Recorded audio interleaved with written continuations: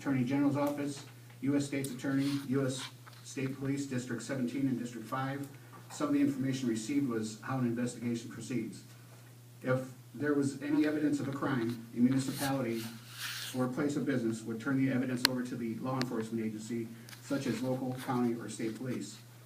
The law enforcement agency reviews the evidence, then performs an investigation. Once that investigation is complete, that agency would turn over discovery to the state's attorney's office, who would review the case and either prosecute the case or turn it over to the Attorney General's office or the Illinois Appellate Prosecutors Unit.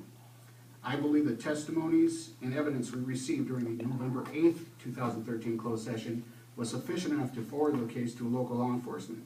I made contact with State Police Master Sergeant from District 5, Joliet Division, and his input was, due to a lack of manpower, an initial investigation by a third party would be best. That process would make it helpful if and when the investigation gets forward to law enforcement. State's Attorney Brian Town has clarified with me the proper procedure to investigate any possible criminal charges start with law enforcement. I added to the agenda, under new business, a motion to send this report to District 5 State Police for review and recommendation to the state's attorney. If we move forward with this investigation directly to the state's attorney's office, we'd be putting the cart before the horse. I recommend we put the horse before the cart and send it right to the state police, and they would forward it over to the state's attorney's office. I have that under new business. Alderman Putoff had went through the questions that were asked of Judge Balestri to look over, and 5 and 6 were recommendations and opinions that he had regarding this case. Mayor Harrell authorized the Superintendent of Public Works to sign off on bi-weekly pay sheets for 2 employees during separate times since 2009 up through 2013 by falsifying timesheets, putting 6 hours of overtime in each pay period. These overtime hours were not intended to be working overtime hours. This overtime pay was an under-the-table pay raise. We can no longer, we cannot buy the excuse and spin of why the mayor would violate any city ordinances, deceive employees, city officials, and most importantly, the citizens of Peru.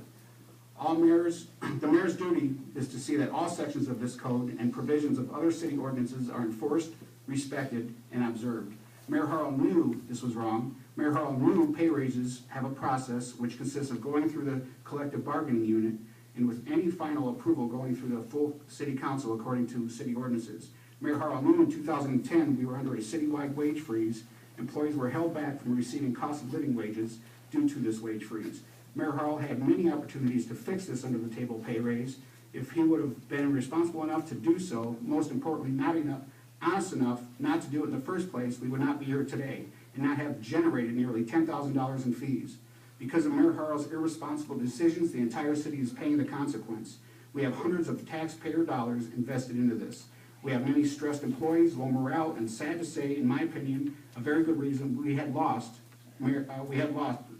Superintendent Sean Mikos as he resigned from this position. There needs to be accountability and for these irresponsible actions. Mayor Harrell should step up and take accountability.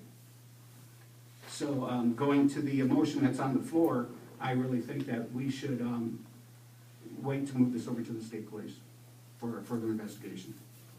Okay, there's a motion, second, we'll have a roll call vote, clerk call roll. Alderman Putoff. Aye. Ferrari. Aye. Waldorf. Aye. Kosher. Aye. Perez. Nay. Radke. Aye. Mueller. Aye. Sapienza. Aye. Motion approved. Okay.